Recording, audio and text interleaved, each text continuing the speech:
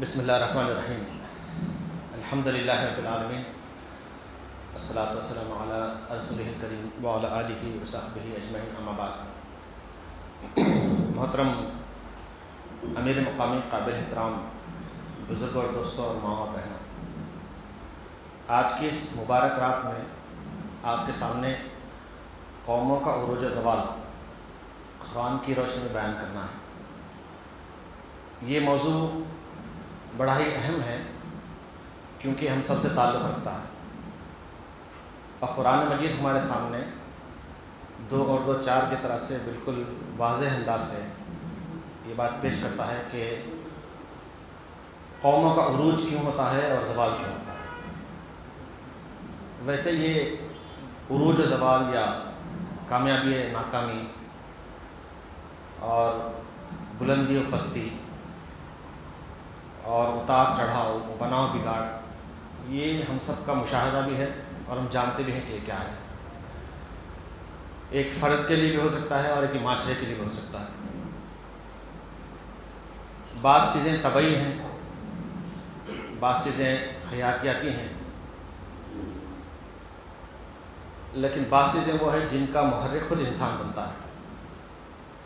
جہاں تک طبعی عروج و زوال کا تعلق ہے، ہم دیکھتے ہیں کہ سورج طلوع ہوتا ہے اور غروب ہوتا ہے، اور عین دوپہر کے وقت یہ اپنے عروج پر رہتا ہے، پھر وہاں سے اس کے بعد زوال اس کا ہوتا ہے، پھر اسی طرح سے چاند گھٹتا بڑھتا رہتا ہے۔ تو یہ سائیکلیکل ہے کہ جس سے معلوم ہوتا ہے کہ ابھرنا اور ڈوبنا یہ ایک طرح سے قانون فطرت ہے جو ہمارے سامنے رونما ہوتا رہتا ہے، ظاہر ہوتا رہتا ہے۔ دوسرا ہے حیاتیاتی، بایولوجیکل، جو یہ بتاتا ہے کہ ابھرنا اور ڈوبنا یہ بھی ایک طرح سے قانونی فطری قانون ہے جو کہ ہمارے سامنے رونما ہوتا رہتا ہے۔ درخت آپ دیکھتے ہیں بڑھتا ہے اور پھر وہ ٹوٹ جاتا ہے، ختم ہو جاتا ہے۔ انسان ہے، پیدا ہوتا ہے، بچپن ہے، جوانی ہے، بڑھاپا ہے، تو اس کے لیے موت ہے۔ تو یہ بایولوجیکل سائیکل ہے جو چلتی رہتی ہے۔ تو اسی طرح سے قوموں کی زندگی میں بھی عروج و زوال آتا ہے۔ تو قرآن مجید ہمارے سامنے بالکل واضح انداز سے بات پیش کرتا ہے کہ قومیں کیوں عروج پاتی ہیں اور کیوں زوال سے دوچار ہو جاتی ہیں۔ قرآن کے نزدیک قوم یا نیشن جو ہے وہ ایک ریجن سے تعلق رکھنے والی ایک اکائی ہے، ایک یونٹ ہے، جس میں لوگ رہتے ہیں، ان کی اپنی ایک تہذیب ہوتی ہے، ان کی اپنی ایک زبان ہوتی ہے، ان کا اپنا ایک کلچر ہوتا ہے۔ تو پرٹیکولر ریجن میں رہنے والے لوگوں کو قرآن مجید قوم کہتا ہے، اور یہ اللہ تعالیٰ کا قانون رہا ہے، اس کی سنت رہی ہے کہ وہ دنیا کے ہر ریجنز میں اپنے پیغمبروں کو بھیجتا ہے تاکہ ان کی ہدایت کا سامان ہو، کو صحیح راستہ میسر آئے۔ وَلِكُلِّ قَوْمٍ ہَادٍ، ہم نے ہر قوم کے لیے ایک رہبر، ایک ہادی بھیجا ہے۔ تو یہ جو قوم ہے کسی ایریا سے ریسٹرکٹڈ نہیں ہے، بلکہ دنیا کے مختلف ممالک میں، مختلف علاقوں میں پھیلی ہوئی ہے۔ تو اللہ تعالیٰ نے ان کی ہدایت اور رہنمائی کے لیے پیغمبروں کو بھیجے، اور جن قوموں نے پیغمبروں کی بات مان لی وہ ترقی یافتہ ہوئے، وہ عروج پر پہنچے، اور جنہوں نے نہیں مانا، جنہوں نے انکار کیا، ان کا زوال ہوا۔ تو قرآن مجید اس لحاظ سے بہت سی قوموں کا ذکر کرتا ہے۔ آدم علیہ السلام کے بعد سیدنا نوح علیہ السلام کا ذکر ہمارے سامنے آتا ہے، اور سیدنا نوح علیہ السلام کی دعوتی کوشش کا ایک تفصیلی خاکہ قرآن مجید پیش کرتا ہے۔ آپ جانتے ہیں کہ 900 سال سے زائد آپ نے اللہ کی راہ میں لوگوں کو دعوت دی، اور خود آپ کا یہ کہنا ہے، قال انی دعوت قومی لیلا و نہارا، اے پروردگار میں نے اپنی قوم کو دن اور رات پکارا،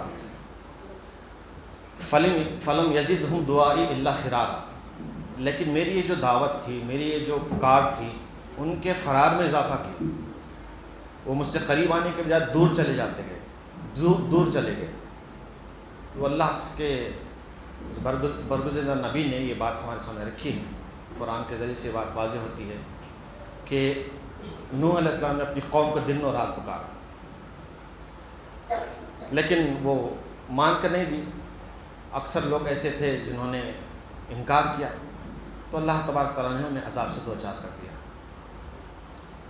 پھر آپ کے سامنے حضرت شعیب علیہ السلام آتے ہیں, حضرت ہود علیہ السلام آتے ہیں, حضرت صالح علیہ السلام آتے ہیں, جن کی قوموں کا الگ الگ انداز سے ذکر کیا گیا ہے. ہود علیہ السلام کی قوم کے بارے میں جو ذکر ہے سورہ ہود میں آپ کو ملے گا جو 11ویں صورت ہے, اور سورہ شعراء میں ملے گا جو 26ویں صورت ہے. اس کے مطالعے سے معلوم ہوتا ہے کہ ہود علیہ السلام کی جو قوم تھی, قوم عاد, اس نے بھی رسول کا انکار کیا تھا. رسول کا انکار کے معنی خدا کا بھی انکار. تو جو قوم خدا اور رسول کا انکار کرتی ہے اس کے اندر بہت سی خرابیاں پیدا ہو جاتی ہیں. نفسیاتی خرابیاں ہوتی ہیں, جسمانی خرابیاں ہوتی ہیں, اور اخلاقی لحاظ سے بھی بڑی پست ہو جاتی ہے. تو جو قوم جتنا خدا سے, خدا کے رسول سے قریب ہوگی, اس کے اچھے اخلاق ہوں گے, اس کے کردار اچھے ہوں گے. جو قوم جتنی دور ہوگی اس کی اتنی ہی پستی ہوگی, اس کے اتنے ہی اخلاق برے ہوں گے, بدنما ہوں گے. اور یہی ذکر قرآن مجید کرتا ہے کہ کس طرح سے ان کے اندر اخلاقی بگاڑ آیا, کیسے انہوں نے معاشرے میں اپنا وجود کھو دیا, اپنا مقام کھو دیا. تو عاد قوم کے بارے میں آتا ہے کہ انہوں نے اللہ کا انکار کیا, اللہ کے رسول کا انکار کیا, اور خرابیاں ان کے اندر پیدا ہو گئیں, جن کی وجہ سے یہ طے ہو گیا کہ ان کا اب رہنا صحیح نہیں ہے, ان کا اب دنیا میں رہنا جسٹیفائبل نہیں ہے. اللہ نے ان کو بھی عذاب سے دوچار کر دیا. پھر قوم سمود ہے صالح علیہ السلام کی, اس کا بھی کم و بیش یہی حال رہا کہ اللہ تعالیٰ نے اس کو بہت سی نعمتوں سے نوازا تھا. بہت طاقتور قوم تھی اور اس وقت کی جدید ٹیکنالوجی کی وہ حامل تھی, لیکن اس کے باوجود بھی وہ خدا کا انکار کرتی ہے, خدا کے رسول کا انکار کرتی ہے, اور عذاب سے اللہ تعالیٰ کے دوچار ہو جاتی ہے. شعیب علیہ السلام کی قوم کے بارے میں اللہ تعالیٰ فرماتا ہے کہ اس نے بھی انکار کیا اللہ اس کے رسول کا, اور نتیجتاً اس کے اندر ایسی خرابیاں پیدا ہو گئیں کہ جس کی وجہ سے معاشرے میں بدامنی پھیلنے لگی, ناپ تول کی کمی ان کے اندر آ گئی. تو سرسری سے اگر آپ مطالعہ کریں قوموں کا, جو کہ قرآن مجید ہمارے سامنے کا ذکر کرتا ہے, مختصر تفصیل رکھتا ہے, اس سے یہ بات معلوم ہوتی ہے کہ جو بنیادی وجوہات رہی ہیں زوال کی, ان میں ایک تو اعمال سے متعلق ہے اور دوسرا ان کے اخلاق سے متعلق ہے. اعمال اور اخلاق, اعمال اور اخلاق کی بنیاد پر اللہ تعالیٰ نے ان کو زوال سے دوچار کر دیا اگر وہ اس معیار پر نہیں رہے, اور جن کے معیار پر رہے اللہ تعالیٰ نے ان کو ترقی دی, ان کو عروج پر پہنچایا. تو اس طرح سے قرآن مجید ہمارے سامنے اس دنیا کو ایک شہادت کے طور پر پیش کرتا ہے. جس دنیا میں ہم رہتے ہیں وہ دنیا ایک شاہد بنی ہوئی ہے, شہادت پیش کرتی ہے کہ دنیا میں آنے والی قوموں کا کیا کیا انجام ہوا ہے. اور اللہ تعالیٰ ہم سے یہ کہتا ہے سیروا فی الارض فانظر کیف کان عاقبۃ المکذبین, گھوم پھر کر دیکھو دنیا میں کہ ان لوگوں کا کیا انجام ہوا ہے جنہوں نے ہمیں جھٹلایا ہے. فانظر کیف کان عاقبۃ المجرمین, ان لوگوں کا کیا انجام ہوا ہے جنہوں نے ہمیں جھٹلایا ہے, جنہوں نے ہمارے ساتھ جرم کیا ہے. جو مجرمین ہیں اور جو مکذبین ہیں, جنہوں نے جرم کیا, جنہوں نے جھٹلایا, ان کا انجام اللہ تعالیٰ نے ہمارے سامنے پیش کر دیا. اگر آپ کو دیکھنا ہے تو آپ جائیں, مدائن ساحل جائیں, آپ کو نظر آئیں گے, اور مصر جائیں آپ کو نظر آئیں گے. اس طرح کے کئی عربین کنٹریز ہیں جہاں پر اللہ تعالیٰ نے وہ شواہد پیش فرمائے ہیں جو یہ بتاتے ہیں کہ جن قوموں نے اللہ اور اس کے رسول کا انکار کیا ان کے ساتھ کیا معاملہ ہے. نہ صرف یہ بلکہ اللہ تبارک تعالیٰ نے ان کا ایک الگ انداز سے ڈسکرپشن کرتا ہے ہمارے سامنے. یہ بتاتا ہے کہ دیکھو انہوں نے کیا کیا اور ہم نے ان کے ساتھ کیا کیا. وقد مکر الذین من قبلہم, بجائے یہ کہ وہ اللہ اور اس کے رسول کی باتوں کو مانتے, انہوں نے مکر کیا, چالیں چلی اللہ اور اس کے رسول کے خلاف. اللہ تعالیٰ فرماتا ہے فَأَتَى اللَّهُ بُنْيَانَهُم مِّنَ الْقَوَاعِدِ, اللہ تعالیٰ نے ان کی جو مکر کی عمارت تھی اس کو جڑ سے اکھاڑ کر پھینک دیا. فَخَرَ عَلَيْهِمُ السَّقْفُ مِن فَوْقِهِمْ, اور اوپر سے چھت ان کے اوپر گر گئی. وَآتَاهُمُ الْعَذَابُ مِنْ حَيْثُ لَا يَشْعُرُونَ, اور ایسے مقام سے عذاب آیا کہ جہاں ان کا وہم و گمان بھی نہیں جاتا تھا. تو یہ جو ڈسکرپشن ہے نا, اس سے اندازہ ہوتا ہے کہ اللہ تعالیٰ نے ان کو کیسے تباہ کیا اور ان کی تباہی کا اصل سبب کیا تھا، کہ انہوں نے مکر کیا تھا۔ فانظر کیف کان عاقبۃ مکرہم، اللہ تعالیٰ فرماتا ہے دیکھو ان کے مکر کا کیا انجام ہوا ہے۔ انا دمرناہم وقومہم اجمعین، ہم نے ان کو بھی ان کی قوموں کو تباہ کر دیا۔ فتلک بیوتہم خاویۃ بما ظلموا، اور ان کے گھر خالی پڑے ہیں اس ظلم کی وجہ سے جو انہوں نے کیا ہے۔ آواز آ رہی ہے نا؟ جی۔ تو اللہ تعالیٰ فرماتا ہے کہ جو ظلم انہوں نے کیا تھا اس ظلم کی پاداش میں ان کو تباہ کر دیا گیا۔ تو اس طرح سے اللہ تعالیٰ نے یہ بتا دیا ہے کہ قوموں کا زوال کس طرح سے ہوتا ہے، کس وجہ سے ہوتا ہے، اور زوال ہوا ہے تو کس طرح سے ہوا ہے۔ اور آپ سے یہ کہتا ہے اللہ تعالیٰ کہ تم اگر چاہتے ہو کہ یہ دیکھو کہ جنہوں نے جھٹلایا ان کا کیا انجام ہوا ہے، تھوڑا سا آپ گھوم پھر کے دیکھ سکتے ہو۔ فسیروا فی الارض فانظر کیف کان عاقبۃ المکذبین، کہ جنہوں نے جھٹلایا ان کا کیا انجام ہوا ہے۔ جہاں تک عروج کی بات ہے، آپ اگر قرآن مجید کا مطالعہ کریں تو معلوم ہوتا ہے کہ زوال کی تفصیلات ہیں، عروج کی زیادہ نہیں ہیں۔ زوال کے سلسلے کی بہت ساری باتیں آپ کے سامنے ہیں، مختصر ہی صحیح، لیکن عروج کے بارے میں یہی اللہ تعالیٰ فرماتا ہے کہ ہم نے ان کو نجات دے دی، وَنَجَّيْنَاهُ، ہم نے ان کو نجات دے دی، اور اللہ تعالیٰ نے ان کو دنیا میں بھی سربلندی عطا کی اور آخرت میں بھی سربلندی عطا کی۔ تو اگر اللہ تبارک تعالیٰ ان کے عروج کا ذکر فرماتا تو ظاہر بات ہے اس وقت کے حالات کے مطابق ہوتا ہو، اور عروج جو ہے نا حالت کے مطابق ہی ہوتا ہے۔ جو عروج قوم عاد کو تھا وہ عروج اگر ہمیں حاصل ہو جائے تو آج کے زمانے میں وہ ایرریلیونٹ ہو جائے گا۔ اتنی بڑی بڑی عمارتیں اپنا بنا سکتے ہیں، نہ ویسے پتھر آپ کے پاس ہیں، ویسے پہاڑ ہیں، تو وہ جو ٹیکنالوجی ان کے پاس تھی اس سے انہوں نے استفادہ کیا، اور اپنے زمانے میں ان کو عروج حاصل رہا، لیکن اللہ اس کے رسول کی نافرمانی کی، اللہ نے ان کو عذاب سے دوچار کر دیا۔ تو قرآن مجید کا جو انداز ہے وہ زوال کو تفصیل سے بتاتا ہے، عروج کو بہت کم بلکہ اشارتاً اس کا ذکر کر دیتا ہے۔ تو اس کی وجہ ہم یہ سمجھتے ہیں کہ عروج جو آپ کا ہوگا آپ کے حالات کے مطابق ہوگا۔ عروج یقینی ہے، عروج یقینی ہے، جو اللہ کے رسول کو مانتے ہیں وہی غالب رہیں گے، اللہ تعالیٰ نے طے کر دیا ہے۔ کتب اللہ اغلبن انا و رسولی، اللہ نے لکھ دیا ہے کہ میں اور میرے رسول غالب ہونے والے ہیں، غالب رہنے والے ہیں۔ تو ظاہر بات ہے جو اللہ اور اس کے رسول کو ماننے والے ہیں وہ بھی غالب رہیں گے۔ تو یہ ڈسکرپشن میں باتیں آتی ہیں ہمارے اپنے سامنے کہ اللہ تبارک تعالیٰ کس طرح سے قوموں کا عروج و زوال بیان کرتا ہے۔ لیکن اگر آپ اسپیسیفکلی یہ دیکھنا چاہیں کہ زوال جو ہوتا ہے اور جو بد اخلاقیاں سامنے آتی ہیں وہ کس طرح کی ہیں، تو آپ بنی اسرائیل کی مثال اپنے سامنے رکھ سکتے ہیں، کیونکہ اللہ تبارک تعالیٰ نے اس قوم کا بڑے تفصیل سے ذکر فرمایا قرآن مجید میں، اور یہ قوم اللہ تعالیٰ کی بڑی چہیتی قوم تھی۔ یا بنی اسرائیل اذکروا نعمتی التی انعمت علیکم، اللہ تعالیٰ نے جگہ جگہ اس کا ذکر فرمایا ہے کہ اے بنی اسرائیل یاد کرو اللہ کی اس نعمت کو جو اس نے تم پر کی ہے،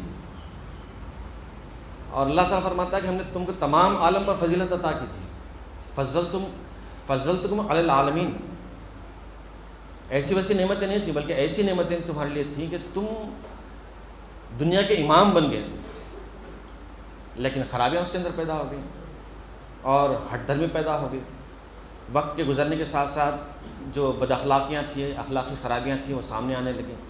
جو سب سے پہلی اخلاقی خرابی جس کا ذکر قرآن مجید کرتا ہے وہ نافرمانی ہے، اللہ اور اس کے رسول صلی اللہ علیہ وسلم کی کھلی نافرمانی ہے، اور اس قدر کھلی نافرمانی ہے کہ اس جیسی مثال قرآن دوسروں کی پیش نہیں کرتا، کہ وہ کہتے ہیں کہ اذهب انت وربک فقاتلا انہا ہنا قاعدون، جب رسول ان سے کہتے کہ چلو دشمن سے لڑنا ہے، چلو اللہ کی راہ میں کام کرنا ہے، تو کہتے کہ تم جاؤ تمہارا خدا جاؤ، ہم تو یہیں بیٹھے رہیں گے۔ اذهب انت وربک فقاتلا، جاؤ تم اور تمہارا رب لڑو، ہم تو یہیں رہیں گے۔ تو اللہ تبارک و تعالیٰ نے ان کی جو اخلاقی خرابیاں بیان فرمائی ہیں ان میں سر فہرست نافرمانی ہے اللہ اور اس کے رسول صلی اللہ علیہ وسلم، یہاں تک کہ موسیٰ علیہ السلام سے کہتے ہیں کہ یا قومی لما تؤذوننی وقد تعلمون ان رسول اللہ الیکم، اے میری قوم تم مجھے کیوں تکلیف دیتے ہو، تم جانتے ہو کہ میں اللہ کا رسول ہوں۔ اس قدر تکلیف دیتی تھی وہ قوم اپنے رسول کو کہ جس کی کوئی انتہا نہیں تھی۔ یہاں تک کہ رسول یہ کہتے ہیں کہ تم مجھے کیوں تکلیف دیتے ہو؟ اللہ تعالیٰ اس کی تشخیص کر کے فرماتا ہے کہ فلما زاغوا ازاغ اللہ قلوبہم، ان کے دل میں ٹیڑھ پیدا ہو گیا تھا، اللہ نے اس کو مزید ٹیڑھا کر دیا۔ تو معلوم یہ ہوا کہ نافرمانی اگر کرتے رہیں تو دل ٹیڑھا ہو جاتا ہے۔ رسول اکرم علیہ الصلوۃ والسلام فرماتے ہیں کہ دل میں زنگ لگ جاتا ہے اور وہ زنگ بڑھتا چلا جاتا ہے جب تک کہ انسان توبہ نہ کرے، سچی توبہ نہ کرے۔ تو قرآن مجید نے ان کا یہ پہلا تذکرہ اس طرح سے فرمایا ہے کہ وہ اللہ اس کے رسول کے نافرمان تھے، کھلی نافرمانی کرتے تھے۔ پھر اس کے بعد میں یہ ذکر کیا ہے کہ ان کے اندر غرور اور تکبر آ گیا تھا۔ یہ دوسری خرابی تھی جو ان کے اندر پیدا ہو گئی تھی۔ اللہ کے بندوں کو تو ہمبل ہونا چاہیے اور بہت ہی خاکسارانہ رویہ ان کا ہونا چاہیے، اپنے آپ کو وہ کچھ نہ سمجھے، ڈاؤن ٹو ارتھ جو بولتے ہیں نا، تو اس طرح سے ہونا چاہیے۔ ایمان کا اصل تقاضا بھی ہے، یہ ایمان کا حاصل بھی ہے۔ لیکن بنی اسرائیل کا معاملہ یہ تھا کہ ان کے اندر غرور اور تکبر آ گئے۔ نحن احباء اللہ، ہم اللہ کے بندے ہیں، ہم اللہ کے چہیتے بندے ہیں، یہ کہتے تھے۔ لن تمسنا النار الا ایاما معدودات، ہم کو آگ نہیں چھوئے گی بولتے تھے۔ اتنا کانفیڈنٹ تھا، ہم اللہ کے اتنے چہیتے ہیں کہ ہم کو آگ چھوئے گی نہیں بولتے۔ لن تمسنا النار، ہم کو نہیں چھوئے گی، الا ایاما معدودات، اگر ہوا کسی وجہ سے تو چند دنوں کے لیے ہو سکتا ہے کہ ہم کو کچھ عذاب ملے، کچھ سزا ملے۔ تو یہ ان کا کانفیڈنس لیول تھا۔ قالوا کونوا ھودا ونصارى تہتدوا، وہ یہ کہتے تھے کہ یہودی بن جاؤ یا نصارہ بن جاؤ تو تم فلاح پا جاؤ گے۔ حالانکہ ان کی نافرمانی اس لیول کی تھی کہ اللہ اس کے رسول ان پر لعنت فرماتے ہیں۔ ان کا یہ کہنا ہے کہ تم کو یہودی اور عیسائی بن جانا چاہیے۔ پھر تیسری خرابی ان کی یہ بتاتا ہے کہ ان کے اندر عدل و انصاف کا کوئی مادہ نہیں بچا، ظلم اور بربریت ان کی پہچان بن گئی تھی۔ اللہ تبارک تعالیٰ نے فرعون کی مثال اس سلسلے میں دی ہے کہ وہ فرعون کیسا تھا، اس نے کس طرح سے لوگوں کو تقسیم کر کے رکھا تھا۔ عدل و انصاف کی دھجیاں انہوں نے اڑا دی تھی، اپنا کوئی کرتا تو چھوڑ دیتے، کوئی دوسرا کرتا تو اس کو پکڑتے۔ اللہ کے رسول صلی اللہ علیہ وسلم نے اسی کی مثال دی تھی کہ پہلے کی قومیں اس لیے تباہ ہوئیں کہ اگر ان کے معاشرے کا بڑا آدمی کوئی گناہ کرتا تو اس کو چھوڑتے، اور اگر کوئی معمولی سا کوئی گناہ کرتا آدمی تو اس کو پکڑتے۔ تو یہ جو عدل و انصاف کے تقاضوں کی کھلم کھلا خلاف ورزی ہے، یہ تباہی کی طرف لے جاتی ہے۔ اللہ تعالیٰ نے بنی اسرائیل کو ہمارے سامنے پیش کرتے ہوئے بتایا ہے کہ ان کے اندر بھی خرابی پائی جاتی تھی۔ وَجَعَلَ أَهْلَهَا شِيَعًا، اللہ تعالیٰ فرماتا ہے کہ یہ جو فرعون تھا اس نے لوگوں کو تقسیم کر کے رکھا تھا، اور ہر ایک کے حقوق اس نے اپنے طور سے دے دیے تھے کہ بڑے لیول کے جو لوگ ہیں، چھوٹے لیول کے جو لوگ ہیں، جو درمیانی لیول کے جو لوگ ہیں، ان کے حقوق کیا رہیں گے اس نے تعین کر دیا تھا اس کو۔ پھر ایک بات یہ بھی بتائی جاتی ہے کہ ان کے اندر تکریم انسانیت کا جو مادہ تھا وہ بھی بہت ہی کمزور ہو چکا تھا، کہ وہ ایک دوسرے کی تکریم نہیں کرتے تھے، انسانی جان کا احترام نہیں کرتے تھے۔ چنانچہ وہ آیت جو ہم اکثر کوٹ کرتے ہیں وہ انہی سے متعلق تھی، انہی کو یہ کہا گیا تھا کہ ایک جان کو بچانا ساری انسانیت کو بچانے کے برابر ہے۔ فمن احیاها فکانما احیا الناس جميعا۔ اس کا پس منظر یہی بتایا جاتا ہے کہ ان کے اندر وہ احترام باقی نہیں رہا تھا، اس قدر وہ ظالم بن گئے تھے کہ جان لینا ان کے لیے بڑا آسان تھا۔ اور پھر نفس پرستی، اپنے آپ کو بڑا سمجھنا، اپنے آپ کو سب کچھ سمجھنا اور اپنے معاملات ہی کو فائنل سمجھنا اور الٹیمیٹ سمجھنا، یہ بھی ایک خرابی تھی جو ان کے اندر پیدا ہو گئی تھی۔ تو قرآن مجید نے بڑے واضح انداز سے ان کی یہ خرابیاں ہمارے سامنے پیش فرمائی ہیں، اور یہ کہا ہے کہ اس وجہ سے ان کے اندر خرابیاں، ان خرابیوں کی وجہ سے ان کے اندر بہت سی بد اخلاقیاں پیدا ہو گئی تھی، ان کا وجود خود دھرتی پر بوجھ ہو گیا تھا۔ تو اللہ تعالیٰ فرماتا ضربت علیہم الذلۃ والمسکنۃ وباؤوا بغضب من اللہ۔ تو ہم سورہ فاتحہ میں جو دعا مانگتے ہیں نا، مغضوبی علیہم الضالین، مغضوب سے مراد یہی بتایا جاتا ہے کہ یہ بنی اسرائیل یہود ہیں کہ جنہوں نے اللہ کے غضب کو دعوت دی تھی۔ تو اس طرح سے اللہ تبارک تعالیٰ نے زوال کی جو پہچان ہے وہ بیان فرمائی۔ جیسا کہ آپ سے عرض کیا گیا، قرآن مجید میں عروج و زوال کے لیے جو ضابطے بیان کیے گئے ہیں اسے دو ہیں، ایک تو اعمال ہیں، دوسرے اخلاق ہیں۔ اللہ تعالیٰ یہ نہیں دیکھا گیا کہ آپ مادی لحاظ سے کتنے ترقی یافتہ ہیں، چنانچہ قرآن میں یہ بھی بیان کیا گیا ہے کہ ایسی کئی قومیں ہلاک ہوئیں جو مادی اعتبار سے بڑی پاورفل تھی۔ وَكَمْ أَهْلَكْنَا مِنْ قَرْيَةٍ بَطِرَتْ مَعِيشَتَهَا، ہم نے کئی بستیوں کو ہلاک کر دیا جو اپنی معیشت پر اترایا کرتے تھے۔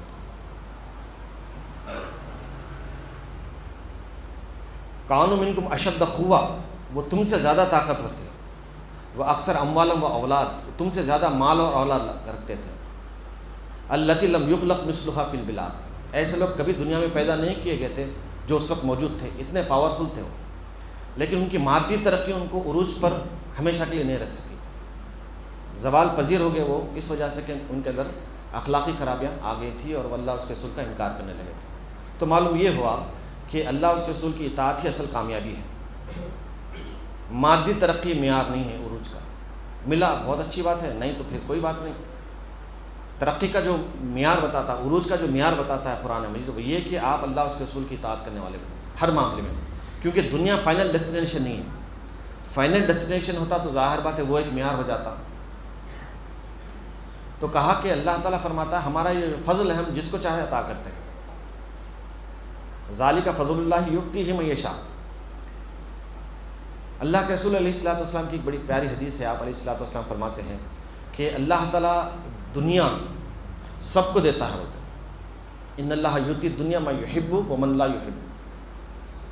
اس سے ہم یہ سمجھ سکتے ہیں کہ مادی اعتبار سے ترقی جو ہے نا وہ اصل پیش نظر نہیں ہے، کرنا چاہیے ترقی، بہت اچھی بات ہے، لیکن یہی اگر پیش نظر رہے اور دیگر چیزیں پیچھے چلی جاتی رہیں تو ترقی حقیقی معنوں میں ترقی نہیں ہو سکتی۔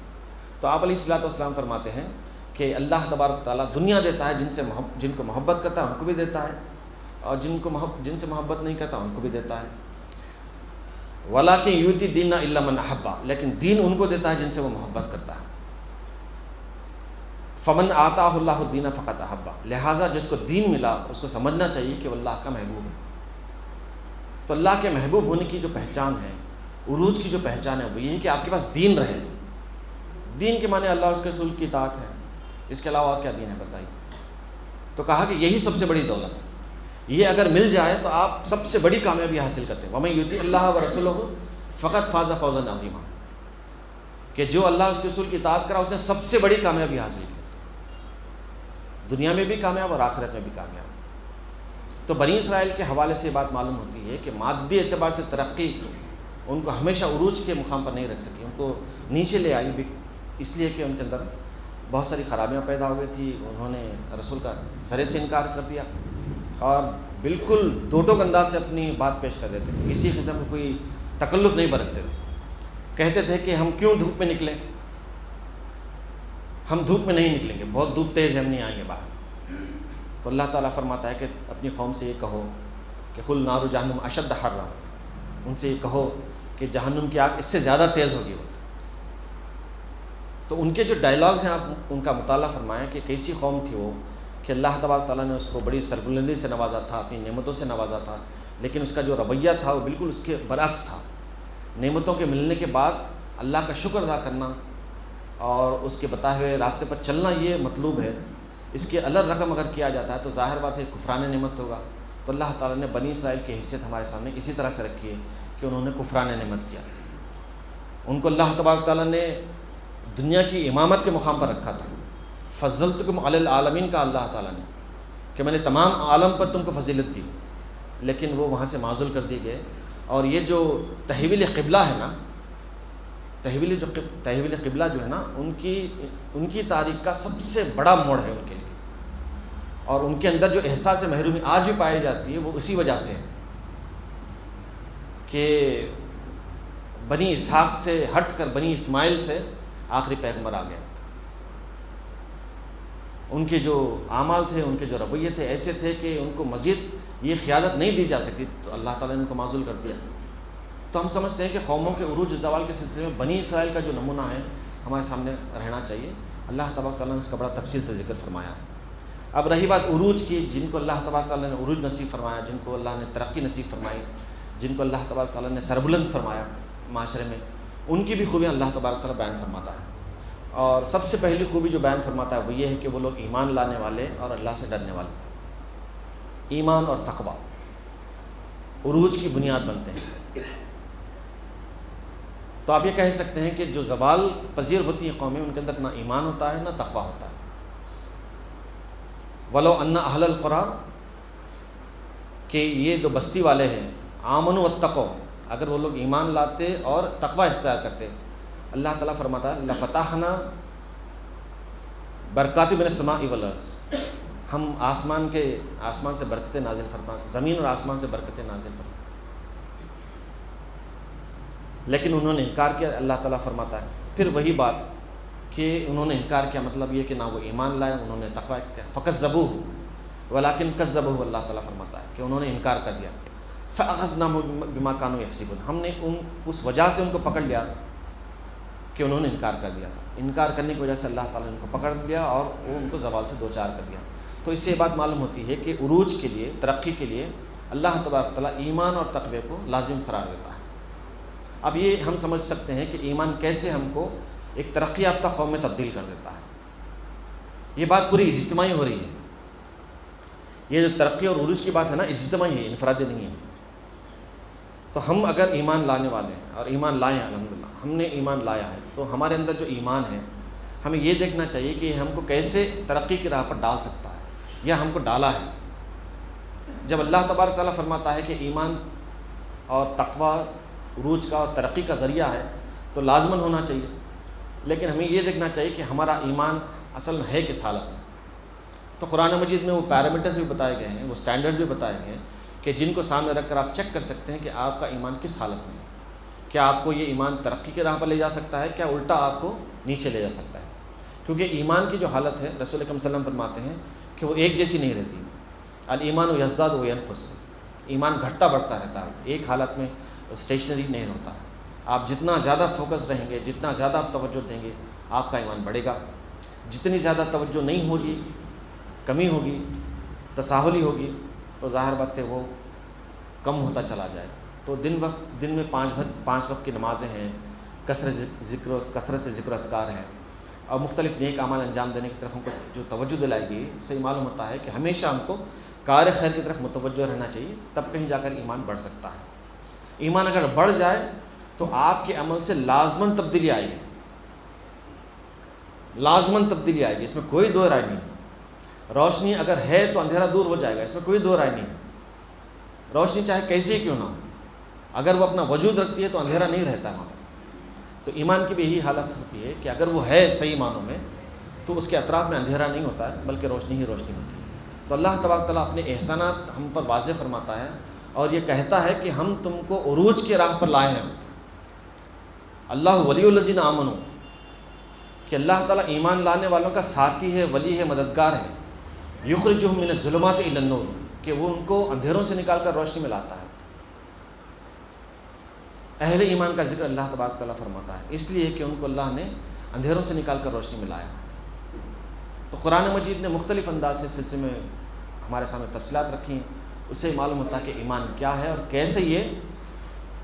کیسے یہ تبدیلی کا ذریعہ بنتا ہے۔ اللہ تعالیٰ فرماتا ہے کہ اگر آپ یہ چاہتے ہیں کہ آپ سیدھے راستے پر رہیں اور آپ اپنے مقصد کو حاصل کرنے والے بنیں، کبھی تھکے نہیں، کبھی رکے نہیں، تو آپ کو اپنے ایمان کے مطابق عمل کرنا پڑے گا۔ الذین آمنوا وعملوا الصالحات سیہدیہم ربہم بایمانہم، اللہ تعالیٰ اس ایمان کے بدلے، اس عمل صالح کے بدلے ان کو سیدھے راستے پر چلائے گا۔ ان کا راستہ کبھی ٹیڑھا نہیں ہوگا، وہ اپنے مقصد سے کبھی دور نہیں ہوں گے، بلکہ مقصد کی طرف وہ بڑھتے رہیں گے۔ ان کی نسلیں بھی مقصد کی طرف بڑھتے رہیں گی۔ حضرت ابراہیم علیہ السلام کی جو دعا تھی نا، وہ یہی دعا ہے کہ مرکوز ہے اس کی طرف، جو ان کا مرکز و محور ہے، جو سعی و جہد ان کا مرکز و محور ہے، اسی طرف ان کی اپنی توجہ ہے۔ کہتے ہیں کہ میں بھی اور میری اولاد بھی اس کے لیے کام کرتی رہے۔ اللہ سے وہ دعا کرتے ہیں کہ اے پروردگار، میری آنے والی نسلوں کو بھی یہ اس کام کی توفیق عطا فرما۔ وہ دعا ہمارے اپنے سامنے ہے۔ تو یہ ایمان جو ہے وہ ہمارے اندر تبدیلی لاتا ہے، اور ہم اس قابل بنتے ہیں کہ ہم معاشرے میں تبدیلی لائیں، اور اس تبدیلی کی بنیاد پر ہم عروج پانے والی قوم معلوم ہوتے ہیں، ملت معلوم ہوتے ہیں۔ تو قرآن مجید نے اسی کا ذکر کیا ہے کہ اگر آپ ایمان والے ہیں اور عمل صالح کرتے ہیں تو رحمان لوگوں کے دلوں میں آپ کی محبت پیدا کر دے گا۔ کسی طرح کی گمک کرنے کی، کسی طرح کی ٹرک کی، کسی طرح کی کوئی کرپشن کی ضرورت نہیں ہے کہ آپ لوگوں کو لال بھر کے لاتے ہیں اور اپنا اسٹرینتھ بتاتے ہیں۔ یہ دنیا والوں کا کام ہے، لیکن جو اللہ والوں کا کام ہوتا ہے، لوگوں کے دلوں میں محبت پیدا ہو جاتی ہے ان کے اپنے ایمان اور عمل صالح کی وجہ سے۔ الذین آمنوا وعملوا الصالحات سیجعل لهم الرحمن ودا، کہ جو لوگ ایمان لاتے ہیں، عمل صالح کرتے ہیں، رحمان لوگوں کے دلوں میں محبت پیدا کرتا ہے۔ آپ کو نہیں چھوڑیں گے لوگ، آپ اگر کہیں چھپ بھی جائیں گے تو آپ کو نکال کر لائیں گے کہ بھئی آپ ہمارے اپنے قائد ہیں.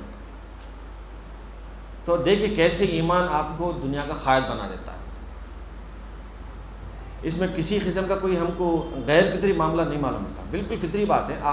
آپ ہیں, اللہ کے لیے کام کر رہے ہیں, کوئی ویسٹڈ انٹرسٹ آپ کے پیش نظر نہیں ہے, اور آپ کے سامنے یہ سب چیزیں ہیں, اور آپ ایک کے بعد ایک میدان سر کرتے چلے جا رہے ہیں اور لوگوں کے دلوں میں جگہ بناتے چلے جا رہے ہیں. تو ایسا ہی ہوتا ہے. تو اللہ تبارک تعالیٰ فرماتا ہے کہ کیا واقعی آپ کا ایسا ایمان ہے؟ آپ کو دیکھنا چاہیے. ایمان کیسے معلوم ہوگا؟ ایمان کیسے معلوم ہوگا؟ ایمان کو تو ہم نہ دیکھ سکتے ہیں نہ میجر کر سکتے ہیں. جب یہ کہا کہ ایمان گھٹتا بڑھتا رہتا ہے تو کیسے معلوم ہوگا کہ ہمارا ایمان گھٹا ہے کہ بڑھا ہے؟ تو اس کے سلسلے میں یہ بات ہے کہ آپ کا عمل بتاتا ہے کہ آپ کا ایمان کس طرح کا ہے. جتنا زیادہ اخلاص کے ساتھ آپ عمل کریں گے آپ کا ایمان اتنا ہی پختہ کہلائے گا. اللہ کے علاوہ کوئی پیش نظر آپ کے نہیں رہتا, کیونکہ وہ ایمان جو ہے وہ اللہ اس کے رسول کا ایمان ہے. ظاہر بات ہے جو عمل ہوگا اسی کی مناسبت سے ہوگا. کوئی اور شخص سے سامنے تو نہیں آ سکے گی, کوئی اور ویسٹڈ انٹرسٹ تو سامنے نہیں آ سکے گا. تو بتایا گیا کہ ایمان وہ ہے جو آپ کے اندر اخلاص پیدا کرے, اور جب اخلاص ہوگا تو آدمی انٹارک ایفرٹس کرتا ہے, تھکتا نہیں ہے. ورنہ نام و نمود کی بات ہوتی ہے نا تو آدمی تھک جاتا ہے, بہانے بنا دیتا ہے کہ ایسا نہیں ہو سکتا ویسا نہیں ہو سکتا. لیکن جس کے اندر اخلاص ہے وہ کسی کی پرواہ نہیں کرتا. ولا یخافون لومۃ لائم, ملامت کرنے والوں کی ملامت سے بھی وہ نہیں ڈرتا. تو ہم یہ سمجھ سکتے ہیں کہ کیوں اللہ تبارک تعالیٰ نے ایمان کو عروج کا ذریعہ بتایا.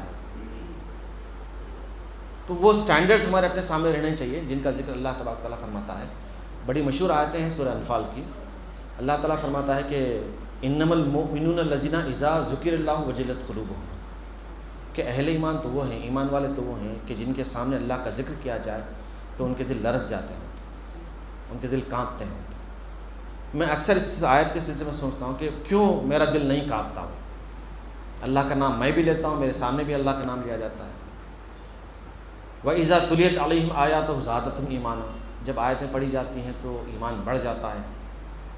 ہم نے جو تراویح میں قرأت سنی اور خود ہم نے کلام پڑھا ہے تو ہم کو کیا اندازہ ہو گیا ہے کہ ہمارا اپنا ایمان بڑھ گیا ہے. ایمان بڑھ گیا ہے کیسے معلوم ہوگا؟ عمل سے ہی معلوم ہوتا ہے. تو عمل کی توفیق ملتی ہے. اصل میں بتایا جاتا ہے کہ ایمان میں اضافے کے معنی یہ کہ عمل کی توفیق ملتی ہے, آپ کے عمل میں بھی اضافہ ہو جاتا ہے. تو یہ بینچ مارک ہے ہمارے اپنے پیش نظر جو قرآن پیش کرتا ہے کہ دیکھو اگر آپ کو واقعی زمانے کا امام بننا ہے تو آپ کے اندر ایسا ایمان ہونا چاہیے کہ آپ اللہ کا ذکر سن کر لرز جائیں, اور یہ کہ جب آیتیں پڑھی جائیں تو آپ کا ایمان تازہ ہو جائے, آپ کا ایمان بڑھ جائے. بس اتنی سی بات ہمارے مسئلے کا حل ہو سکتی ہے کہ اللہ اس کے رسول ایسا کہتے ہیں, ہم کو ایسا کرنا چاہیے. بس یہ ایک بات. نہ کورٹ کچہری کی ضرورت ہے, نہ کسی قاضی کی ضرورت ہے. اللہ کے رسول صلی اللہ علیہ وسلم کے زمانے میں ایسے ہی تھا. جب اللہ اس کے رسول کا واسطہ دیا جاتا, کہہ دیا جاتا تو بات ختم ہو جاتی, کوئی جھگڑا ہی نہیں ہوتا. اور اللہ تعالیٰ یہی فرماتا ہے واتقوا اللہ الذی تساءلون واتقوا اللہ الذی تساءلون بہ, اس خدا سے ڈرو جس کا واسطہ دے کر تم اپنے حق مانگتے ہو. یہی ہمارے لیے فرسٹ اینڈ فائنل ہے کہ ہمارے درمیان نزاع ہے, کوئی مسئلہ ہے, بس یہ کہتے ہیں کہ اللہ اس کے رسول ایسا کہتے ہیں, بس ہم کو باز آ جانا چاہیے. یہ ایمان کے ہائٹ کی نشانی ہے, ہائٹڈ ایمان کی نشانی ہے.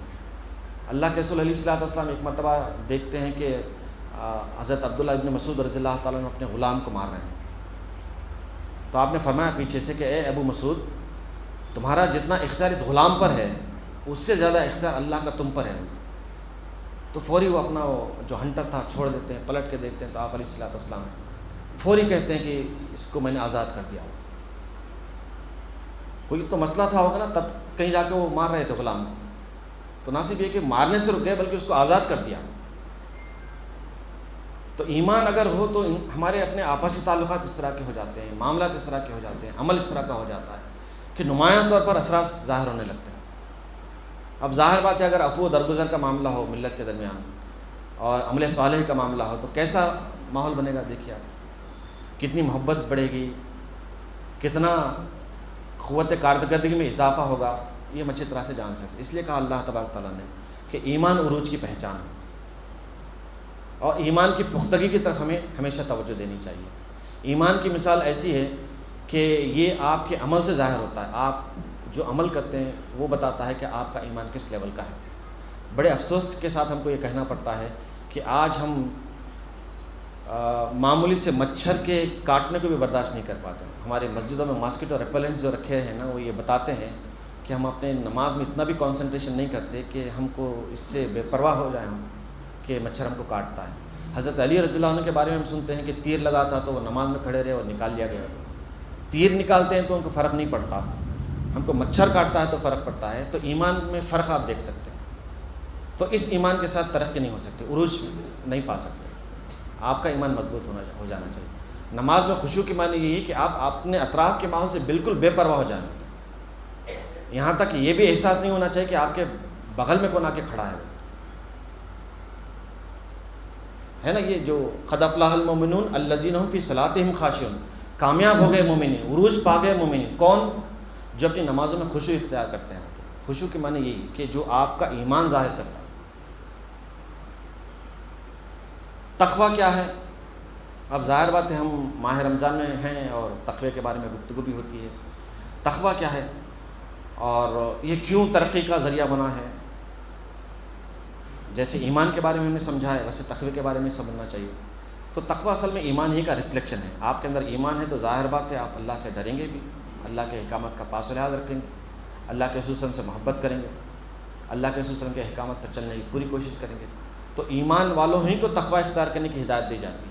یا ایھا الذین آمنوا اتقوا اللہ، اے لوگوں جو ایمان لاؤ تقویٰ اختیار کرو اللہ کا۔ ایمان اللہ کا ہے تو تقویٰ بھی اللہ کا رہے گا۔ تو تقوی کا جو ذکر ہے وہ ایمان والوں کے ساتھ ہے۔ آبسنس آف ایمان تقویٰ نہیں ہے، ایکسٹینشن آف ایمان آپ کہہ سکتے ہیں کہ تقویٰ ہے۔ تو اللہ تبارک تعالیٰ نے اہل ایمان سے کہا ہے کہ وہ تقویٰ اختیار کریں۔ تقویٰ اختیار کریں گے تو کیا ہوگا؟ اللہ کے رسول علیہ الصلوۃ والسلام فرماتے ہیں فَإِنَّهُ أَزْيَنُ لِأَمْرِكَ كُلِّهِ، یہ تمہارے تمام معاملات کو خوبصورت بنا دے گا۔ معاملہ بدصورت ہے، اس میں تقویٰ ڈال دیجیے وہ خوبصورت بن جائے گا۔ ہم معاف نہیں کر رہے ایک دوسرے کو، اللہ سے ڈریے، آپ تقویٰ اپنے اندر پیدا کیجیے، ایک دوسرے کو معاف کر دیں گے۔ کسی بھی طرح کے تعلقات ہوں، کس سے بھی تعلقات ہوں، ان تعلقات میں اگر خدا کا خوف نہیں ہے تو بدصورت بن جاتے ہیں، وحشت ہوتی ہے ساتھ میں رہنے کے لیے۔ آپ وہاں تقویٰ لائیے، محبت بڑھے گی، ایک دوسرے کے ساتھ رہنے کو ترجیح دی جائے گی۔ اللہ کے رسول صلی اللہ علیہ وسلم سے اتنا محبت کرتے تھے صحابہ کرام کہ آپ کی محفل کو چھوڑ کر جانا کوئی پسند نہیں کرتا تھا، انتظار کرتے کہ کب ہم دوبارہ آپ علیہ الصلوۃ والسلام کی محفل میں شریک ہوں۔ تو تقویٰ جو ہوتا ہے نا وہ آپ کو بھی اللہ سے جوڑے رکھتا ہے اور آپ کے اطراف کے ماحول کو بھی آپ سے جوڑے رکھتا ہے۔ قیادت کا جو تصور ہے نا، یعنی قیادت ہم سمجھتے ہیں نا عروج کی ایک پہچان ہے، بھائی قائد بن گیا آدمی اور لوگوں کو لیڈ کرتا ہے۔ تو قیادت جو ہمارے سامنے ہے اور جس کو ہم قائد سمجھتے ہیں وہ نمبر آف فالوورز کے ساتھ سمجھتے ہیں کہ کتنے فالوورز ہیں۔ شو آف اسٹرینتھ کے ذریعے سے معلوم کیا جاتا ہے کہ قائد کیسا ہے۔ معمولی نامونیشن بھی اگر فائل کرنا جاتا ہے تو اکیلا نہیں جاتا، وہ بہت سے لوگوں کو لے جاتا ہے۔ کیوں؟ وہ بتانا چاہتا ہے دنیا کو، دیکھو میرے ساتھ کتنے لوگ ہیں۔ تو تقویٰ ایسا نہیں کرے گا، تقویٰ یہ کرے گا کہ لوگوں کو آپ سے نہیں بلکہ اللہ سے جوڑنے لگائے گا آپ کو، اور وہی اصل میں آپ کی حقیقی کامیابی ہے کہ آپ بندوں کو رب سے جوڑیں، اپنے آپ سے نہیں جوڑیں۔ اللہ کے رسول علیہ الصلوۃ والسلام کے ساتھ صحابہ رہتے تھے اور رہنا پسند کرتے تھے، کبھی جدا ہونا پسند نہیں کرتے تھے۔ ربیعہ بن کعب اسلمی رضی اللہ تعالیٰ عنہ سفر و حضر میں آپ علیہ الصلوۃ والسلام کے ساتھ رہتے، اصحاب صفہ میں سے تھے آپ، اور ہمیشہ آپ کے ساتھ رہنا آپ پسند فرماتے ہیں۔ جب آپ علیہ الصلوۃ والسلام تہجد کے لیے اٹھتے تو وضو کے لیے پانی دیتے، یہ ہمیشہ کا معمول تھا۔ ایک مرتبہ آپ نے سوال کیا، اے ربیعہ مانگو کیا مانگتا ہو؟ آپ کو تعجب ہو گیا کہ کبھی آپ نے اس طرح سے نہیں فرمایا، لیکن اب فرمایا تو فوری آپ نے کہا اسألک مرافقۃ فی الجنہ، میں رب سے یہ سوال کروں گا کہ آپ علیہ الصلوۃ والسلام کی رفاقت مجھے جنت میں بھی میسر آ جائے۔ یعنی وہ شخص جو آپ علیہ الصلوۃ والسلام کے ساتھ دن رات رہتا ہے، اس کی خواہش ہے کہ آپ کے ساتھ جنت میں بھی ساتھ رہیں۔ کتنا زبردست اٹیچمنٹ رہا ہوگا۔ ایسا کوئی نہیں ہوتا جو ہمارے ساتھ زندگی بھر ساتھ دے۔ پرانا جو دوست ہوتا ہے نا، کسی بھی فرد کی کریڈیبلٹی ظاہر کرتا ہے. جتنا پرانا دوست ہوگا آپ اتنے ہی معتبر کہلاتے ہیں. ہمارے کتنے پرانے دوست ہم جانتے ہیں. تو ایسا شخص جو آپ علیہ الصلوۃ والسلام کے ساتھ ہمیشہ رہتا ہے، اس کی خواہش کہ جنت میں بھی ساتھ رہے. تو آپ علیہ الصلوۃ والسلام کی شخصیت کا کرشمہ دیکھیے، آپ اٹریکشن دیکھیے آپ کس طرح کا تھا. تو آپ علیہ الصلوۃ والسلام فرماتے ہیں اعینی علی نفسک بکثرۃ السجود، اگر تم میرے ساتھ جنت میں رہنا چاہتے ہو تو تم خدا سے قریب ہو جاؤ. تم خدا سے قریب ہو جاؤ، خدا مجھ سے تم کو قریب کر دے گا. تو یہ تقویٰ ہے جو انسانوں کو رب سے جوڑ دیتا ہے، اپنے آپ سے نہیں جوڑتا. اور یہ اصل قائد کی پہچان ہے. وہ رفقات جو خدا سے جڑ جاتے ہیں وہ آپ کے ہر اشارے پر اپنا سب کچھ لٹانے کے لیے تیار ہو جاتے ہیں. یہ بڑا ڈھونگ ہے جو کہتے ہیں لوگ کہ اگر قائد اس طرح کا ہو تو لوگ اس طرح سے کر سکتے ہیں، اس طرح سے کر سکتے ہیں. نہیں، یہ وقتی ہو سکتا ہے، کسی مفاد کے تحت ہو سکتا ہے. اصل قائد یہ ہے جو اپنے رفقا کو خدا سے جوڑے، اور جو رفقا خدا سے جوڑتے ہیں وہ اپنے قائد پر سب کچھ نچھاور کر دیتے ہیں. اللہ کے رسول صلی اللہ علیہ وسلم کے صحابہ کو آپ دیکھ لیں. ایک بات تو حضرت کعب بن اسلم رضی اللہ تعالیٰ عنہ کے بارے میں تو ہو سکتا ہے ہر صحابی کا ہی معاملہ رہا. تو اللہ تبارک تعالیٰ فرماتا ہے کہ تقویٰ جو ہے وہ آپ کو قیادت کی پوزیشن میں لا سکتا ہے، آپ کو قائد بنا سکتا ہے، آپ کو دنیا کا امام بنا سکتا ہے. اس لیے اللہ کے رسول علیہ الصلوۃ والسلام نے جس بات کی بہت زیادہ تاکید فرمائی، بہت زیادہ نصیحت فرمائی، وہ یہی تقویٰ تھا. اوصیکم بتقوی اللہ، میں تمہیں اللہ کا تقویٰ اختیار کرنے کی وصیت کرتا ہوں. اور آپ علیہ الصلوۃ والسلام کے سامنے جب صحابہ تشریف لاتے اور یہ فرماتے کہ ہم سفر پہ جا رہے ہیں، ہمارے لیے نصیحت فرمائیے، ہم فلاں نیا کام کرنے جا رہے ہیں، نصیحت فرمائیے، تو آپ یہی کہتے ہیں اوصیکم بتقوی اللہ، میں تمہیں اللہ کا تقویٰ اختیار کرنے کی نصیحت کرتا ہوں. تو نکاح کی محفل میں جو یہ آیتیں پڑھی جاتی ہیں نا، اللہ کے رسول صلی اللہ علیہ وسلم کی اقتداء میں، آپ علیہ الصلوۃ والسلام کی اتباع میں، اس کی بھی لاجک یہی ہے کہ اس نکاح کے ذریعے سے اللہ تبارک تعالیٰ ایک انسٹیٹیوشن بنانا چاہتا ہے جو قائد بن جائے بحیثیت مجموعی. شوہر بھی قائد ہو، بیوی بھی قائد ہو، ان کے بچے بھی، اولاد بھی قائد ہو. وہ جو دعا ہے نا اس کا ایک اینگل پولیٹیکل بھی ہے جو ہم پڑھتے ہیں نا، ربنا ہب لنا من ازواجنا وذریاتنا قرۃ اعین وجعلنا للمتقین اماما. تو ہر گھر کو ایک قائد بننا چاہیے، اور اس کی ابتدا تقوی کی تعلیم سے دی جاتی ہے. خطبہ نکاح میں جو تقوی کی آیتیں پڑھی جاتی ہیں نا، تو اس کی لاجک ہم کو یہی معلوم ہوتی ہے کہ ذہن نشین ہو جائے کہ اس کے ذریعے سے ہم کو زندگی گزارنی ہوتی. یہ اگر نہیں ہے تو زندگی بیکار ہے، نہ محبت رہے گی، نہ آپسی انڈرسٹینڈنگ رہے گی. تو ایمان اور تقویٰ یہ پہلی بنیاد ہے عروج کے لیے. پھر دوسری جو بنیاد بتائی جاتی ہے وہ اللہ سے رجوع کرنے کی بات ہے، اللہ سے چمٹنے کی بات ہے، اللہ کی طرف توبہ، اللہ کی طرف پلٹ کے توبہ استغفار کرنے کی بات ہے. نوح علیہ السلام کا ذکر اللہ تعالیٰ فرماتا ہے کہ انہوں نے یہی کہا کہ یا قومی، اے میری قوم، اللہ سے استغفار کرو. فقلت استغفروا ربکم انہ کان غفارا، کہ تم اپنے رب سے معافی مانگو، مغفرت چاہو، وہ تمہیں معاف کر دے گا، تمہاری مغفرت کر دے گا. یرسل السماء علیکم مدرارا، وہ آسمان سے تمہارے لیے پانی برسائے گا. وہ یمددکم باموال وبنین، مال اور اولاد تمہیں عطا کرے گا. تو یہ جو ہمہ جہت ترقی ہے، یہ عروج کے جو راستے ہیں وہ توبہ استغفار سے بھی طے ہو سکتے ہیں. توبہ استغفار کے ذریعے سے کیوں اللہ تعالیٰ کی رحمتیں واجب ہو جاتی ہیں؟ کیوں اللہ تعالیٰ کہتا ہے کہ جو ہم سے ڈرتا ہے، ہم سے رجوع کرتا ہے، اس کے لیے راستے آسان کرتے ہیں. وَمَن يَتَّقِ اللَّهَ يَجْعَل لَّهُ مَخْرَجًا، جو ہم سے ڈرے گا، جو ہمارا تقویٰ اختیار کرے گا، جو ہم سے رجوع کرے گا، ہم اس کے لیے کوئی نہ کوئی راستہ نکالیں گے.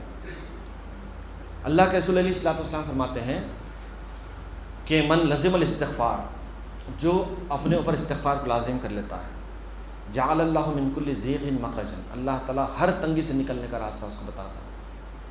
ضیق کے معنی ہر طرح کی تنگی، ہر طرح کی مشکل، ہر طرح کی پریشانی، چاہے کہ انڈیویجول ہو کہ کلیکٹیو ہو، ہر طرح کی مشکلات سے، پریشانیوں سے، الجھنوں سے، پرابلم سے اللہ تعالیٰ نکلنے کا راستہ کوئی نہ کوئی بتائے گا. اللہ کے رسول علیہ الصلوۃ والسلام نے بشارت دی کہ جس نے استغفار کو اپنے اوپر لازم کر لیا، جعل اللہ من کل ضیق مخرجا ومن کل ہم فرجا، ہر طرح کے غم سے اللہ تعالیٰ نجات دے گا. وہ یرزق من حیث لا یحتسب، اور ایسے مقام سے رزق دے گا جہاں اس کا وہم و گمان بھی نہیں جاتا. تو یہ جو ترقی کے مختلف ذرائع ہیں نا، ان کا جو محرک ہے وہ استغفار ہے. استغفار کے معنی کیا ہے؟ اللہ کی طرف پلٹنا اس ارادے سے، اس نیت سے کہ پروردگار ہم کو ڈھانک لے گا، ہمارے گناہوں کی وجہ سے ہم کو سزا نہیں دے گا، ہماری کوتاہیوں کی وجہ سے ہم پر گرفت نہیں کرے گا۔ غفرہ کے معنی ڈھانکنے کے، کور کرنے کے، کنسیل کرنے کے۔ تو اللہ تعالیٰ سے ہم رجوع کرتے ہیں، گناہ ہم نے کیا ہے، اعتراف کرتے ہیں، حقیقت پسند بنتے ہیں اور اللہ کی طرف رجوع کرتے ہیں، تو اللہ تبارک تعالیٰ اس حقیقت پسندی کو ہماری اسٹرینتھ بناتا ہے اور ہم محنت کرنے کے قابل بنتے ہیں، جی توڑ محنت کرنے کے قابل بنتے ہیں۔ اللہ تعالیٰ کی مدد اور رہنمائی آتی ہے اور ہم ترقی کرتے ہیں۔ ورنہ یہ کوئی میجک کی بات نہیں، جادو کی بات نہیں ہے کہ آپ استغفار کریں اور فوری آسمان سے پانی برسنے لگے، مال اور اولاد ملنے لگے۔ تو استغفار جب آپ کرتے ہیں تو آپ کا رویہ حقیقت پسندانہ بن جاتا ہے اور آپ اپنے عمل سے اللہ کی رحمت کے مستحق ہو جاتے ہیں۔ تو اس لیے رسول اکرم صلی اللہ علیہ وسلم نے استغفار کی بڑی فضیلت بیان فرمائی۔ یہ کہا کہ اگر آپ اپنے نامہ اعمال میں آپ نے اگر کثرت استغفار پا لیا تو آپ کے لیے مبارکباد ہے۔ طوبیٰ لمن وجد فی صحیفۃ استغفارا کثیرا، مبارکباد ہے اس شخص کے لیے جو اپنے نامہ اعمال میں کثرت استغفار پاتا ہے۔ استغفار کرنے کا طریقہ کیا ہوگا؟ اللہ کے رسول صلی اللہ علیہ وسلم فرماتے ہیں میں دن میں 70 مرتبہ 100 مرتبہ توبہ کرتا ہوں۔ کیا ہمارا اپنا طریقہ ہوگا استغفار کا؟ اس پر ہمیں سوچنا چاہیے۔ استغفار کا طریقہ آپ جو بھی اختیار کریں، نیت یہ ہو کہ آپ اس گناہ کی طرف، اس لغزش کی طرف دوبارہ نہیں جائیں گے جو ہو چکا ہے، وہ غلطی دوبارہ نہیں کریں گے جو ہو چکی ہے۔ غلطی سے اگر ہو جائے، بحیثیت بشر کے اگر ہو جائے تو ہو جائے، اس کی کوئی گارنٹی نہیں دے سکتے کہ نہیں ہوگی، ہو سکتی ہے، بشر ہیں ہم، لیکن ارادہ یہ ہو کہ ہم نہیں کریں گے، ارادتاً نہیں کرنا چاہیے۔ غیر ارادی طور پر ہو جائے تو ہو جائے، اللہ تعالیٰ معاف کرنے والا ہے۔ تو تیسری بات قرآن مجید یہ بیان فرماتا ہے کہ اگر آپ کو عروج حاصل کرنا ہے تو آپ کو اس دین کو قائم کرنا چاہیے جس دین کو آپ ماننے والے ہیں۔ اللہ تبارک تعالیٰ نے اس کی مثال بڑے بڑے پیغمبروں کا ذکر کرتے ہوئے دی ہے۔ یہ نوح علیہ السلام کا ذکر ہے، ابراہیم علیہ السلام کا ذکر ہے، موسیٰ علیہ السلام کا ذکر ہے، عیسیٰ علیہ السلام کا ذکر ہے۔ ان سب کے لیے یہ لازم کر دیا گیا تھا کہ وہ دین کو قائم کریں۔ تو دین کی اقامت عروج کا ذریعہ بنتی ہے۔ دین کی اقامت کیا ہے؟ آپ کے ایمان اور تقوی اور استغفار کا حاصل ہے۔ آپ جو ایمان رکھتے ہیں نا، وہ ایمانی حرارت کا حاصل ہے کہ آپ اس ایمان کو عام کرتے ہیں۔ یہی تو اقامت دین ہے۔ اقامت دین کے معنی یہ ہیں کہ ہم اس دین کو عام کریں جس کو ہم مانتے ہیں۔ دین کے معنی تو یہی ہے، ایمان ہے، تقوی ہے، وغیرہ وغیرہ۔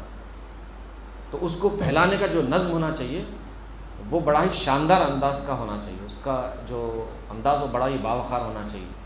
کوئی اور ویسٹڈ انٹرسٹ پیش نظر نہ رہے، کوئی اور مفاد پیش نظر نہ رہے، بلکہ یہ کہ ہم اللہ کی رضا حاصل کریں، اللہ کی خوشنودی حاصل کریں اور آخرت میں کامیابی حاصل کریں۔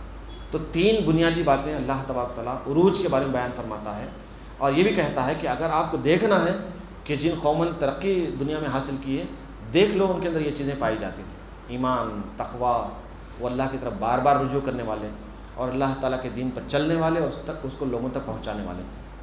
تو اقامت دین کسی ایک دینی جماعت کا کام نہیں ہے، کسی ایک تحریک کا کام نہیں ہے، بلکہ بحیثیت مجموعی ملت کا کام ہے۔ اللہ تبارک تعالیٰ نے اسی کے لیے پیدا کیا ہے امت مسلمہ کو، کنتم خیر امت اخرجت للناس۔ یہ اس بات کی شہادت ہے کہ اللہ تبارک تعالیٰ آپ کو عروج کے مقام پر دیکھنا چاہتا ہے کہ اس نے آپ کو انسانوں کے لیے نکالا ہے۔ ہم اپنے لیے نہیں پیدا کیے گئے، ہم تو انسانوں کے لیے پیدا کیے گئے۔ چنانچہ آپ دیکھیں تمام عبادتیں جو ہیں ہم کو انسانوں کی خدمت کے لیے تیار کرتی ہیں۔ ہر عبادت کا جو ایک پہلو ہے فضیلت کا، وہ انسانی خدمت سے جڑا ہے۔ آپ دیکھ لیجئے نماز کو، دیکھ لیجئے آپ، نماز کیا ہے؟ اللہ کی یاد کے لیے نماز پڑھی جاتی ہے، اقیم الصلاۃ لذکر۔ لیکن نماز کا جو اثر پڑتا ہے وہ یہ ہے کہ یہ برائی سے، بے حیائی سے روکتی ہے۔ تو اگر کوئی برائی سے رکا تو کیا کرے گا؟ نیکیوں کو پھیلائے گا۔ تو نیکیوں کو پھیلانے کا معاملہ وہاں پر حذف کر دیا گیا، بیان نہیں کیا گیا۔ تو مطلب یہ ہے کہ اگر آپ برائیوں سے بچیں گے تو نیکی کریں گے، اسراف سے بچیں گے تو صدقہ و خیرات کر سکیں گے، بے حیائی سے بچیں گے تو حیا کے پاسدار آپ بنیں گے۔ تو اس لیے رسول اکرم صلی اللہ علیہ وسلم فرماتے ہیں لا صلاۃ لمن لم یطع الصلاۃ، اس شخص کی نماز نہیں جو نماز کی اطاعت نہیں کرتا۔ تو صحابہ نے عرض کیا کہ نماز کی اطاعت کے معنی کیا ہے؟ تو آپ علیہ الصلوۃ والسلام فرماتے ہیں کہ نماز بے حیائی سے، برائی سے روکتی ہے، تو ہم کو رک جانا چاہیے۔ پھر زکوٰۃ کیا ہے؟ یہ بھی اللہ کا حق ہے جو ہم ادا کرتے ہیں بندوں کے لیے۔ اللہ تعالیٰ نے فرض قرار دیا کہ ہم زکوٰۃ دیں. رسول اکرم علیہ الصلوۃ والسلام فرماتے ہیں کہ زکوٰۃ جو ہے نا یہ سرکولیشن آف ویلتھ ہے ایکچولی, اور معاشرے کے لیے تباہ کن جو معاملہ ہوتا ہے وہ کانسنٹریشن آف ویلتھ ہے. آج ہمارے ملک میں جو پاورٹی ہے, جو انمپلائمنٹ ہے, اس کی بنیادی وجہ یہ ہے کہ کانسنٹریشن آف ویلتھ زیادہ ہو گیا ہے. ابھی حالیہ جو رپورٹ آئی ہے, دنیا میں جو بلینئرز ہیں تعداد کے لحاظ سے ہمارا ملک تیسرے نمبر پر ہے آج. مور دین 160 بلینئرز ہیں. کانسنٹریشن آف ویلتھ, پاورٹی زیادہ ہو گئی ہے, انمپلائمنٹ زیادہ ہو گئے ہیں. تو وہ معاشرہ ترقی نہیں کر سکتا جہاں پر دولت مرکوز ہو جاتی. کروڑوں روپے لے کر بھاگ گئے, کبھی ایسا نہیں ہوا ہمارے ملک کی تاریخ میں. آپ دیکھ سکتے ہیں اس کے امپلیکیشنز ابھی سامنے نہیں, اس کے جو ریپرکشنز ہیں وہ ابھی سامنے نہیں آئیں گے, آنے والے دنوں میں سامنے آ سکتے ہیں. ہزاروں کروڑوں, بلکہ ان کا شمار مشکل ہو گیا ہے, اتنی بڑی دولت ہے. تو دین نے اس کا ایک آسان طریقہ یہ بتایا کہ آپ اس کو سرکولیٹ کریں. سرکولیشن آف ویلتھ معاشرے کی حیات ہے, معاشرے کی زندگی ہے. تو اس لیے آپ علیہ الصلوۃ والسلام فرماتے ہیں زکوٰۃ کیا ہے, تؤخذ من اغنیائہم, تمہارے شاہکاروں میں اس کو لیا جائے گا, تمہارے شاہکاروں میں سے پیسے کلیکٹ کیا جائیں گے. فترد الی فقرائہم, تمہارے فقراء میں اس کو تقسیم کر دیا جائے گا. تو وہ بھی آپ دیکھ لیجیے انسانوں سے کنیکٹڈ ہے. تو مطلب یہی ہے کہ اللہ تبارک تعالیٰ ہم کو اپنی عبادات کے ذریعے سے انسانوں کی خدمت کے لیے تیار کرتا ہے, اور انسانوں سے جو ہمارا تعلق رہے گا وہ دین کی بنیاد پر رہے گا. تأمرون بالمعروف وتنہون عن المنکر, معروف اور منکر دین میں ہے نا, دین سے ہٹ کر تو معروف اور منکر نہیں ہے. تو جب آپ معروف و منکر کا کام کریں گے, معروفات کو پھیلائیں گے, نیکیوں کو پھیلائیں گے, برائیوں سے لوگوں کو روکیں گے, تو ظاہر بات ہے دین ہی کی بنیاد پر تو ہوگا سب بھی. تو انسانوں سے جو ہمارا تعلق رہے گا وہ دین کی بنیاد پر رہے گا, کوئی اور مفاد پیش نظر نہیں رہے گا. لا نريد منکم جزاء ولا شکورا, یہ باتیں آپ کی طرف سے آئیں گی. یہ باتیں قرآن جو کہتا ہے نا وہ ہماری باتیں ہیں, یہ اللہ نہیں کہہ رہا. انما نطعمکم لوجہ اللہ, ہم تم کو اللہ کے واسطے کھلا رہے ہیں, یہ اللہ تھوڑی بولے گا. اللہ کہتا ہے کہ یہ میرے بندے بولیں گے جن کے اندر میرا ایمان ہے. جو دین کا صحیح فہم و شعور رکھتے ہیں وہ یہ بولتے ہیں کہ ہم تم کو اللہ کے واسطے کھلا رہے ہیں. لا نريد منکم جزاء ولا شکورا, ہم کسی قسم کا شکر اور جزا نہیں چاہتے. ہماری جزا تو اللہ کے پاس ہے, اللہ ہمارے لیے کافی ہے, اللہ ہمارے لیے کافی ہے. تو یہ جو احساس ہے نا یہ آپ کو بہت ہی زبردست طریقے سے آگے بڑھاتا ہے, آپ کے اندر بے جگری پیدا کر دیتا ہے, آپ کے اندر کیا کہتے ہیں کہ اخلاص کی قوت پیدا کرتا ہے, آپ کے اندر عزم اور حوصلہ پیدا کرتا ہے, اور آپ کسی کو خاطر میں نہیں لاتے. جعفر بن طیار رضی اللہ تعالیٰ عنہ کا واقعہ ہم سنتے ہیں کہ بھری محفل میں جاتے ہیں بادشاہ کے سامنے, تلوار لٹکتی ہے اور تلوار سے قالین پھٹتی ہے, تو کسی قسم کی پرواہ کیے بغیر آپ آگے بڑھتے ہیں. تو یہ جو شان و شوکت ہے نا, فقیر میں جو بادشاہت کا جو مزاج بنتا ہے وہ اسی طرح سے بنتا ہے. ہم جانتے ہیں کہ اللہ ہمارے ساتھ ہے, یہ دنیا کی دولت لے کر ہم کیا کریں گے. تو اللہ تعالیٰ نے بھی ہم کو یہی بتایا ہے وَلَهُ الْجَوَارِ الْمُنشَآتُ فِي الْبَحْرِ كَالْأَعْلَامِ, یہ سمندر میں جو آپ کو پہاڑ کے جیسے جہاز نظر آ رہے ہیں وہ ہمارے ہیں اللہ تعالیٰ, حالانکہ اللہ کے نہیں ہیں, وہ انسانوں کے, کسی کمپنی کے, کسی ملک کے ہیں, لیکن اللہ تعالیٰ فرماتا ہے کہ وہ ہمارے ہیں. مطلب یہ کہ ساری دنیا اللہ کی ہے, سارے انسان اللہ کے ہیں, سارے وسائل اللہ کے ہیں, سب کی سب چیزیں اللہ تعالیٰ نے مسخر کر دی ہیں. تو پھر انسان کا کیا ہو سکتا ہے. تو بندے کے اندر یہ اعلیٰ ظرفی آ جاتی ہے کہ وہ اپنے رب کا بندہ ہے, اور رب کی عنایت پر اس کو مکمل بھروسہ ہوتا ہے, اور وہی اس کے لیے کافی ہو جاتا ہے. بے نفسی اس کے اندر پیدا ہو جاتی ہے, بے لوث وہ خدمت کرنے والا بن جاتا ہے. تو یہ تین چیزیں اگر ہیں تو یقیناً عروج کا راستہ ہو سکتا ہے, ممکن ہو سکتا ہے. اس کا ذکر قرآن مجید کرتا ہے. آخر میں یہ بات عرض کرنی ہے کہ آج کے جو حالات ہیں, جس طرح کے حالات سے ہم گزر رہے ہیں, یہ تو قرآن و حدیث کی روشنی میں یہ بات آئی کہ عروج و زوال کا کیا فلسفہ ہے. مختصراً اور جتنا کچھ معلومات میں تھا وہ آپ کے سامنے رکھا گیا. تو ابھی یہ ہے کہ ہم کو کرنا کیا چاہیے. ظاہر بات ہے عروج ہمارے پیش نظر رہے گا, اور زوال سے ہم اللہ تعالیٰ کی پناہ مانگیں گے. تو صرف دو باتیں پیش نظر رکھیں. ایک یہ کہ اصلاح کا کام مستقل ہوتا رہنا چاہیے, اور تبدیلی کو یقینی بنانے کی آپ ہر سطح پر کوشش کریں. یہ صرف دو چیزیں ہیں. ان دو کا اگر آپ لحاظ رکھیں تو یقیناً تمام باتیں بطور جائزہ کہ آپ کے سامنے رہیں گی کہ آپ کا ایمان کیسا ہے, آپ کا تقویٰ کیسا ہے, آپ اللہ سے کتنے رجوع ہوتے ہیں, آپ دن کو کتنا مانتے ہیں, کتنا نہیں مانتے, وغیرہ وغیرہ. ایک ہے ہم ایک دوسرے کی اصلاح پر توجہ کریں, ہمارے گھر کی اصلاح پر توجہ کریں, ہمارے اداروں کی اصلاح پر توجہ کریں, ہمارے مساجد کی, ہمارے جو دینی مراکز ہیں ان کی اصلاح کی طرف توجہ کریں اور تبدیلی لائیں. تبدیلی لانا ضروری ہے. تبدیلی لانے کے ارادے کے بغیر تبدیلی نہیں آ سکتی. صدیاں گزر جائیں گی، یقین مانیے تبدیلی نہیں آ سکتی. ہم اکثر ایک مثال دیتے ہیں کہ بھی ہمارے مسجدوں کے باہر فقیر بیٹھے رہتے ہیں. آخر کب تک بیٹھے رہیں گے وہ؟ ہم دیکھے بچپن میں، اب بھی دیکھ رہے ہیں، بڑے ہونے کے بعد بھی دیکھیں گے، آگے بھی دیکھیں گے، ہمارے بچے بھی دیکھیں گے، ہمارے والدین نے بھی دیکھا تھا. کیا امت مسلمہ اس لیے پیدا ہوگی کہ لوگوں کے سامنے ہاتھ پھیلائے؟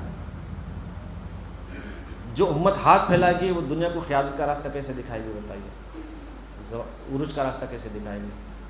تو کہیں کسی کے ذہن میں خیال آیا کہ ان فقراء کی غربت کو کیسے دور کیا جا سکتا ہے؟ بالکل آسانی کے ساتھ کیا جا سکتا ہے.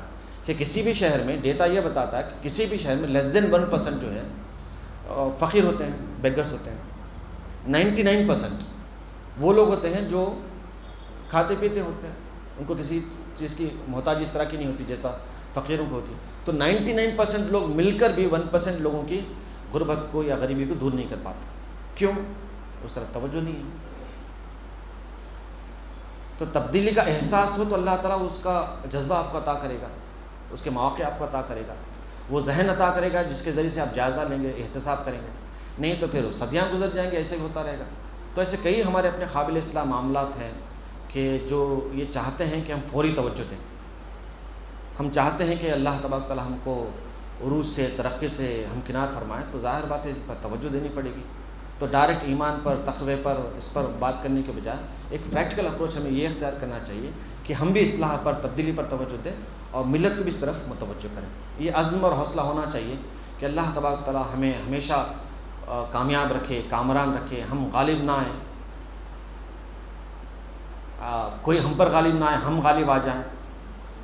تو یہ جو جذبہ ہے نا، ہونا چاہیے. اللہ کے رسول صلی اللہ علیہ وسلم نے جو دعائیں ہمیں سکھائی ہیں ان میں یہی بات ہے کہ اللہم زدنا ولا تنقصنا، اے اللہ ہمارا اضافہ فرما، کمی نہ کر.